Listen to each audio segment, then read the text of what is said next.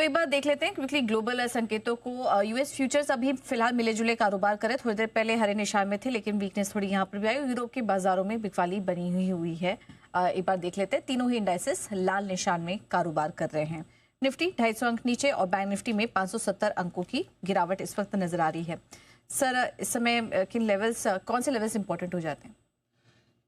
देखिए, पहले थोड़े से मैं आपको डेटा बता देता हूँ, डेटा क्या कह रहे हैं। ठीक है, आज वैसे सेंसेक्स की वीकली एक्सपायरी है, हालांकि उसकी वजह से बहुत ज़्यादा होता नहीं है एक्शन, लेकिन फिर भी थोड़ा बहुत मान के चलें कि उसकी वजह से हो सकता है।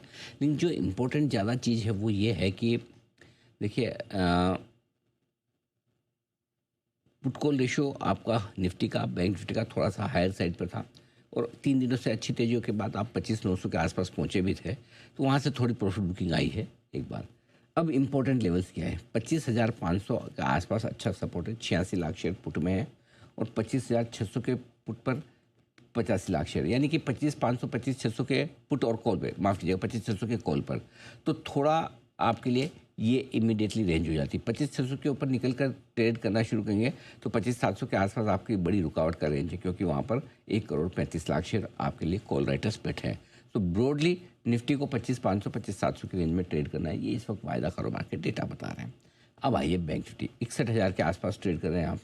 61,000 के पुट पर 10 लाख शेयर हैं और इसके 61,000 के कॉल पर भी 10 लाख शेयर है, दोनों में बराबरी का ओपन इंटरेस्ट है, और इसीलिए यहाँ से लेके 500 पॉइंट की रेंज नीचे में 60,500 तक मल्टीपल सपोर्ट है।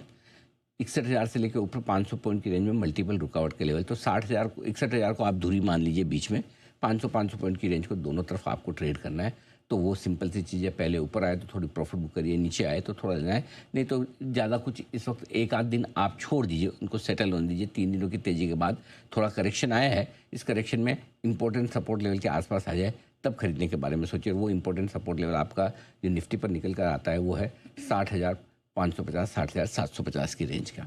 जहाँ तक सवाल, माफ़ कीजिए, बैंक निफ्टी का 60,550 60,750, जहाँ तक निफ्टी का सवाल है, मेरा ये मानना है कि 60,575 के आसपास अब तक तो सपोर्ट लेने की कोशिश कर रहा है।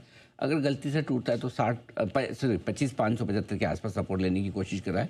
अगर गलती से टूटता है तो 25,375 25,475 बहुत स्ट्रॉन्ग सपोर्ट जोन है। अगर आपने शॉर्ट किया तो वहाँ पर शॉर्ट कट है।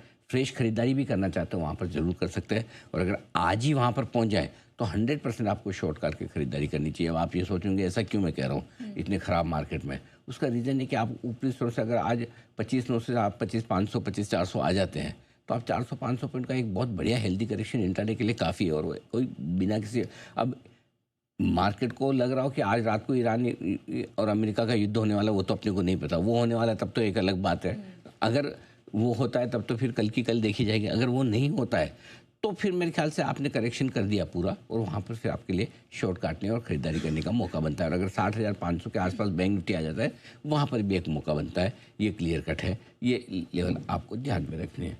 और बाकी मेरे ख्याल से वेट एंड वॉच करें, इंपॉर्टेंट सपोर्ट लेवल के आसपास आए तब वहाँ पे खरीदने के बारे में सोच भी सकते हैं। आइए